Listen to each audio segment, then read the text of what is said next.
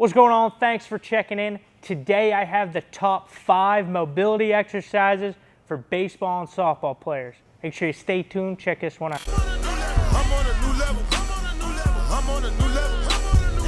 All right, in baseball, everybody thinks, hey, I'm trying to get as loose through all ranges as I possibly can because that's going to increase power output. That's going to prevent me from getting injury.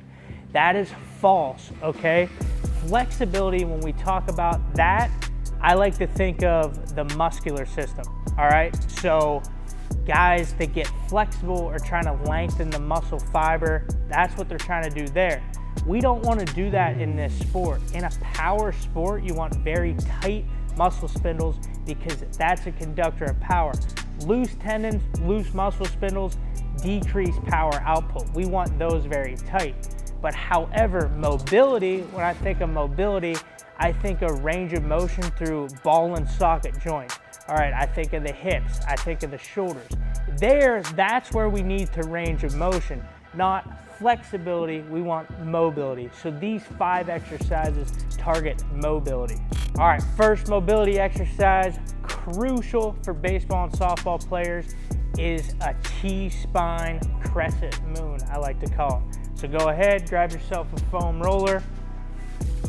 We want one leg bladed off on the foam roller. The other leg, the under leg, is going to be straight. This bottom leg here, big toe to the shin, all right? Now what I want you to do is drag your thumb on that opposite side into the turf and make a crescent moon shape. Keep that thumb on the turf the whole way around. Now follow that track back. Good. With this exercise, you have a bunch of bang for your buck. You think of this sport, all right, baseball, softball. What's the best way to produce power? Separation through the thoracic spine, hip to shoulder. This is exactly what this is targeting. Coming in at number 2 is a frog rocker, all right? You're hitting the groin and you're tucking the pelvis under. So go ahead, guys, get down in it. You want to do a quadruped position, so all fours. You're going to stick one leg out straight. Now you're going to do sort of a yoga child's pose. Sink back into it. Yep. Now roll those hips under. You're going to work through this ballistically. I like doing it 10 to 20 reps. Think about all the aspects of our sports, right? Producing force out of a wide lateral stance. That's what this is priming you getting ready to do, right? Hey, ground ball to third base. I have to shift over, move laterally. You see a lot of groin issues in this sport. Adding this into the routine can kind of prevent for some of those injuries. Hey, coming in at number 3, I like to call these pigeon pumps. We're gonna hit the piriformis with this one. You think about this sport, all right, a lot of times lower back injuries start to flare up, and a reason for that is a lot of swings you take one direction. You're throwing one direction. The piriformis gets tight, so loosening that up for competition before you hit your workouts in can kind of prevent some of those back issues from flaring up. All right, so for this, just use an adjustable dumbbell bench, all right? This one's from Elite FTS, it doesn't matter, just use any adjustable bench.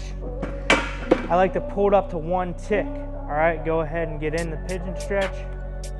Leg line flat. Good.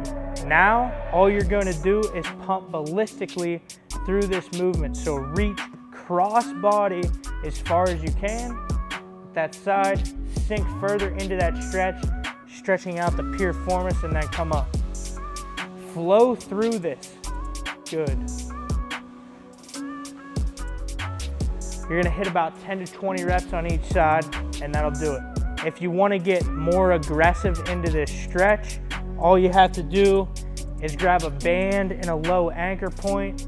For the sake of the video, I'm gonna grab it, so go ahead and hold it.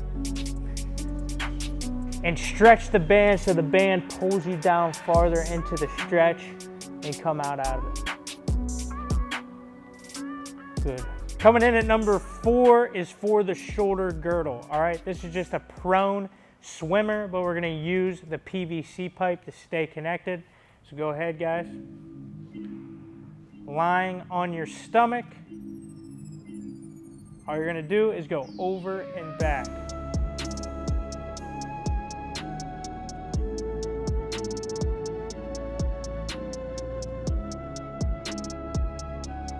We got our hips, we got our groin, we got the piriformis, we got the shoulder girdle.